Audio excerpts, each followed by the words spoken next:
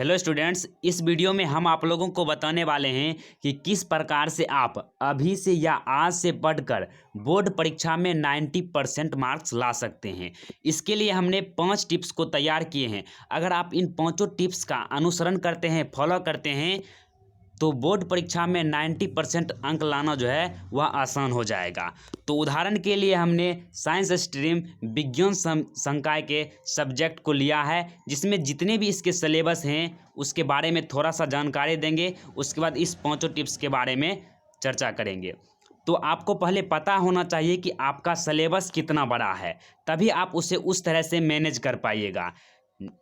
जिस प्रकार से हिंदी में जो है 14 चैप्टर गंधखंड में और 13 चैप्टर काव्यखंड और 3 जो है प्रतिपूर्ति, कुल 30 चैप्टर आपका हिंदी में है। इंग्लिश में 21 से 22 चैप्टर हैं, फिजिक्स में 15 चैप्टर हैं और केमिस्ट्री में 16 चैप्टर हैं और मैथ्स में 13 चैप्टर और बायो में 16 चैप्टर हैं। तो आपका इतना बड़ा सिलेबस है। आपको लगता होगा कि इतना बड़ा सिलेबस कैसे कंप्लीट होगा, लेकिन उसका उपाय यहाँ पर दिया गया है इस वीडियो में। अगर आप पूरा देखते हैं तो आपको पता चल जाएगा कि इसे आप किस तरह से शॉर्टकट तरीके में, आसान तरीके में सभी चीज़ को कवर कर सकते हैं। तो चलिए एक एक चीज़ के बारे में अच्छे तरीके से जानते हैं। और मान लीजिए कि आप 2 घंटा रोज़ पढ़ाई करते हैं, 2 घंटा रोज़ आप पढ़ाई करते हैं और आपने 2 दिन तक जो है ना पढ़ाई नहीं किया, तो तीसरा दिन जो है आप 4 घंटा पढ़ाई करके पिछले वाले का मेकअप करेंगे। उसी प्रकार से आपने उस समय पढ़ाई पर ध्यान नहीं दिया या अच्छे तरीके से पढ़ाई नहीं किए, तो आप अभी अधिक मेहनत करके इसे कवर कर सकते हैं। तो चलिए मेन मुद्दे की बात करते हैं। और यहाँ पर आ गया मेन पॉइंट कि only 5 tips to get 90% marks.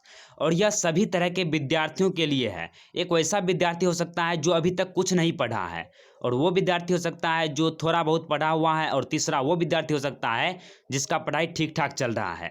तो उन सभी विद्यार्थियों के लिए यह वीडियो महत्वपूर्ण है। तो सर्वप्रथम आपको जो है एक गोल या टारगेट फिक्स करना होगा। गोल और टारगेट कहने का क्या अर्थ है? तो आप जिस भी स्ट्रीम के हैं, आर्ट्स के हैं तो ज्योग्राफी हो गया, हिस्ट्री हो गया, ये सभी सब्जेक्ट हो गए, तो आपको एक टारगेट फिक्स करना होगा कि आपको इस सब्जेक्ट में 5 सब्जेक्ट है तो पांचों सब्जेक्ट में एक एक टारगेट फिक्स कीजिए कि इस चैप्टर को हमें आज पढ़ना है। जैसे हिंदी में तो बातचीत चैप्टर को पढ़ना है, या मैथ में तो इन्वर्स ट्रिग्नोमेट्रिक फंक्शन को आपको पढ़ना है।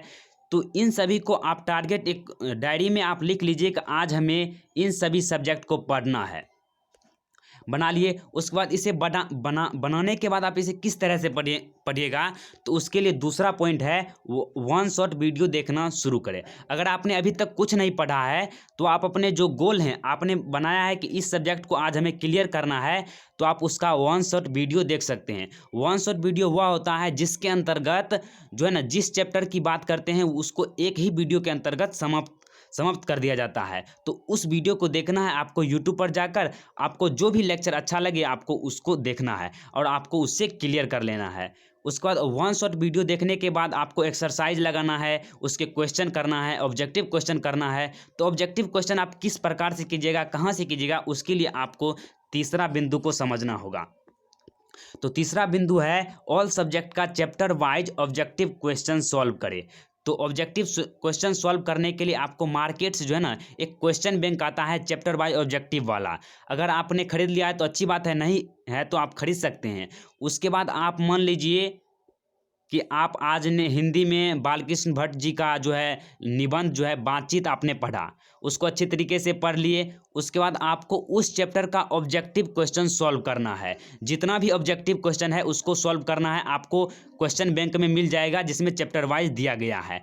सॉल्व इसीलिए करना है क्योंकि ऑब्जेक्टिव क्वेश्चन जो है ना वह विशेष आपको उस पर ध्यान देना है, क्योंकि अगर 5 ऑब्जेक्टिव क्वेश्चन आप सही बनाते हैं तो आपको 5 नंबर मिलेगा, क्योंकि ऑब्जेक्टिव में 1 नंबर भी आप नहीं कट सकता है।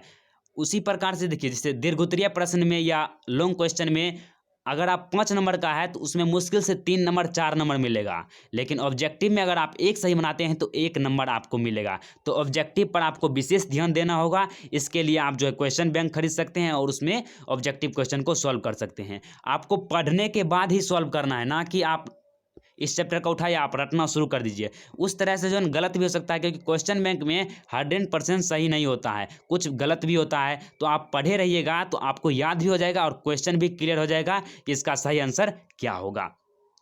उसके बाद बहुत ही महत्वपूर्ण बिंदु है और यह सभी विद्यार्थियों के लिए है। यह तो था दोनों पॉइंट जो अभी तक कुछ नहीं पढ़ा था या थोड़ा बहुत पढ़ा था, और ये जो पॉइंट था, यह जो सब कुछ सबका ठीक ठाक चल रहा है उसके लिए था। और ये जो 4 पॉइंट है यह तीनों विद्यार्थी के लिए है, और जिसका ठीक ठाक चल रहा है वह सभी विद्यार्थियों के लिए है। तो आपको प्रीवियस ईयर के क्वेश्चन पेपर को सॉल्व करना है। जब आप क्वेश्चन पेपर खरीद लीजिएगा प्रीवियस, जैसे 2009 से लेकर 2022 तक के क्वेश्चन पेपर का सॉल्यूशन, तो वो खरीद लेना है। हम अपने चैनल पर जो है हिंदी का जो है सभी सब्जेक्ट का 2009 से 2022 तक के क्वेश्चन पेपर को सॉल्व कर रहे हैं।